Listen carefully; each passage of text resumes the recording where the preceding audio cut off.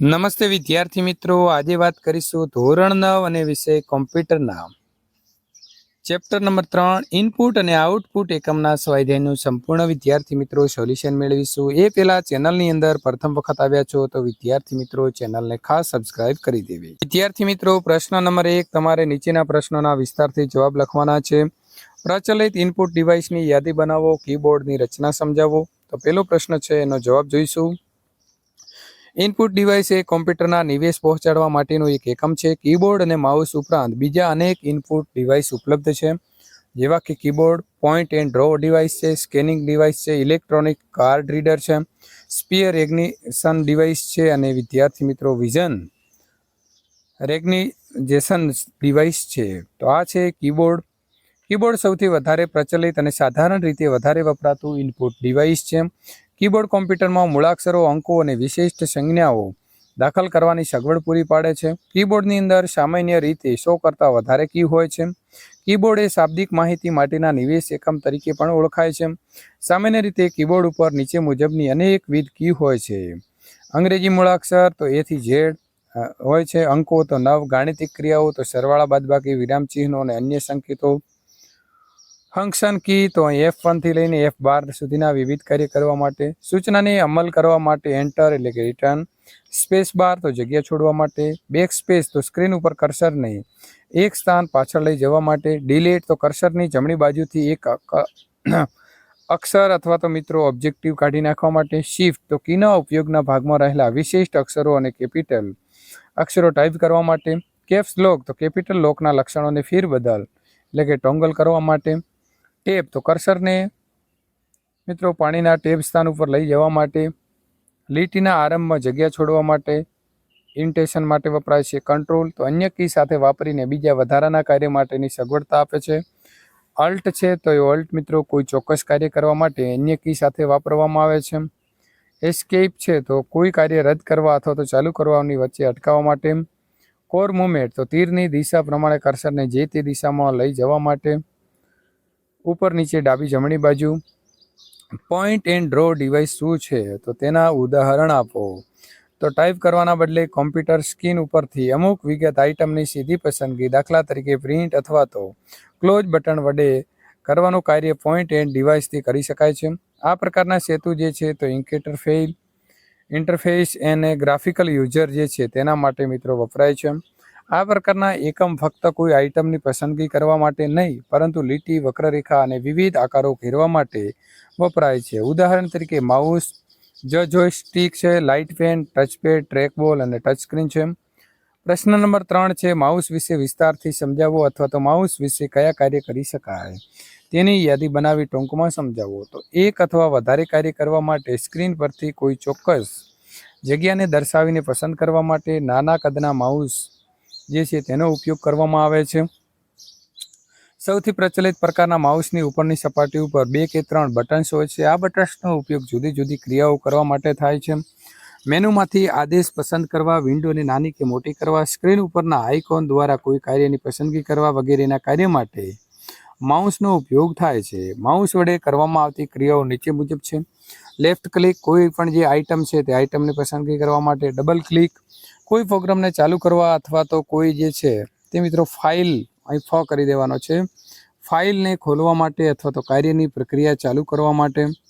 Right click તો સામાન્ય રીતે જુદા જુદા આદેશો, કમાન્ડ્સ અને ઉપલબ્ધ વિકલ્પોની યાદી જોવા માટે. ડ્રેગ એન્ડ ડ્રોપ તો કોઈ એક આઇટમની પસંદગી કરીને તેને ખસેડી બીજા સ્થાને લઈ જવા.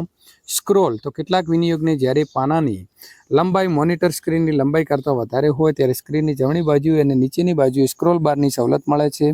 આ સ્ક્રોલ બાર ઉપર માઉસની ડાબી બાજુના બટન ઉપર ક્લિક કરી વિનિયોગમાં ઉપર નીચે અથવા તો ડાબી જમણી બાજુ હેરફેર કરી શકાય છે. પ્રશ્ન નંબર 4, પ્રચલિત આઉટપુટ ડિવાઇસ જે છે તેની યાદી બનાવો અને વિવિધ પ્રકારના પ્રિન્ટર વિશે તમારે સમજૂતી આપવાની રહેશે. તો જે એકમાં આઉટપુટને ઉપયોગકર્તા સુધી પહોંચાડવાનું કાર્ય કરે છે તે એકમ તેને આપણે આઉટપુટ ડિવાઇસ કહેવામાં આવશે. Monitor, printer, projector, plotter, voice response વગેરે વિવિધ આઉટપુટ ડિવાઇસના જે છે તે મિત્રો ઉદાહરણ આપેલા છે.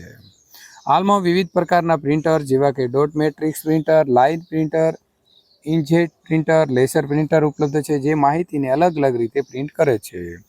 ડોટ મેટ્રિક્સ પ્રિન્ટર એક પછી એક અક્ષર પ્રિન્ટ કરીને માહિતી પ્રિન્ટ કરતું હોવાથી તે કેરેક્ટર પ્રિન્ટર અથવા તો ડોટ મેટ્રિક્સ પ્રિન્ટર કહેવાય છે. આ પ્રિન્ટર સસ્તા અને ધીમા હોય છે.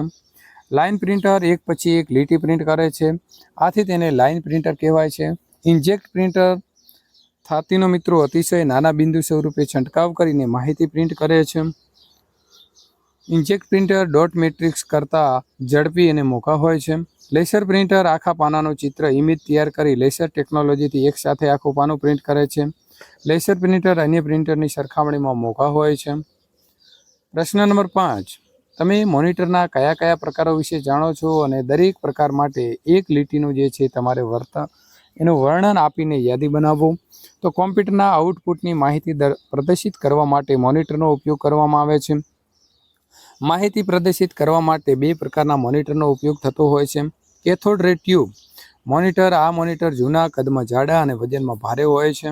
પાતળા મોનિટર, તો પાતળા મોનિટર કદમાં પાતળા અને વજનમાં હલકા હોવાના કારણે હાલમાં ઘણા પ્રચલિત છે. પાતળા મોનિટર બે પ્રકારના હોય છે. એલસીડી મોનિટર, આ પ્રકારના મોનિટરને લિક્વિડ ક્રિસ્ટલ ડિસ્પ્લે એટલે કે એલસીડી ટેકનોલોજીથી બનેલા હોય છે.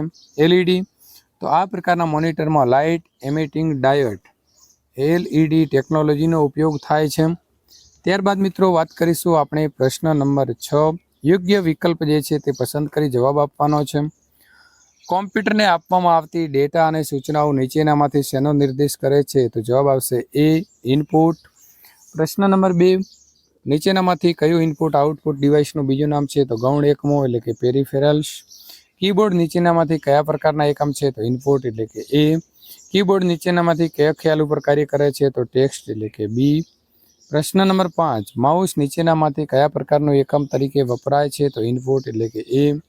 પ્રશ્ન નંબર 6. નીચેનામાંથી કયું ડિવાઇસ માઉસનો નિર્દેશ કરે છે? તો પોઈન્ટ એન્ડ ડ્રો ડિવાઇસ એટલે કે એ.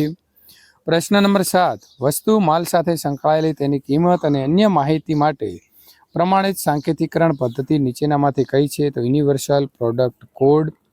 પ્રશ્ન નંબર વિદ્યાર્થી મિત્રો આપણે 8 જોવાના છીએ. વિશિષ્ટ ચુંબકીય શાહીથી લખેલા અક્ષરો ઓળખવાની પદ્ધતિ નીચેનામાંથી કઈ છે? તો મેગ્નેટિક ઇન્ક કેરેક્ટર રેકગ્નિશન આવશે. પાતળો મોનિટર નીચેનામાંથી કઈ ટેકનોલોજીનો ઉપયોગ કરે છે? તો બી અને સી, તો એલસીડી અને એલઈડી. વિદ્યાર્થી મિત્રો આ પ્રકારના પ્રશ્નોનું પત્રનું અથવા સ્વાધ્યાય સોલ્યુશન, સંવિધાન પોથીનું સોલ્યુશન મેળવવા માંગો છો તો અહીં આપેલી એન્ડ સ્ક્રીન ઉપર ક્લિક કરી અને આગળનું સોલ્યુશન મેળવી શકશો. વિદ્યાર્થી મિત્રો આપણી ચેનલમાં પ્રથમ અને દ્વિતીય પરીક્ષાના MCQ, તમારા પ્રશ્નપત્ર, મોસ્ટ IMP પ્રશ્નપત્ર અને પરીક્ષા પૂર્ણ થઈ ગયા બાદ ઓરિજિનલ પેપર સોલ્યુશન આપણી ચેનલમાંથી વિદ્યાર્થી મિત્રો તમને મળી રહેશે.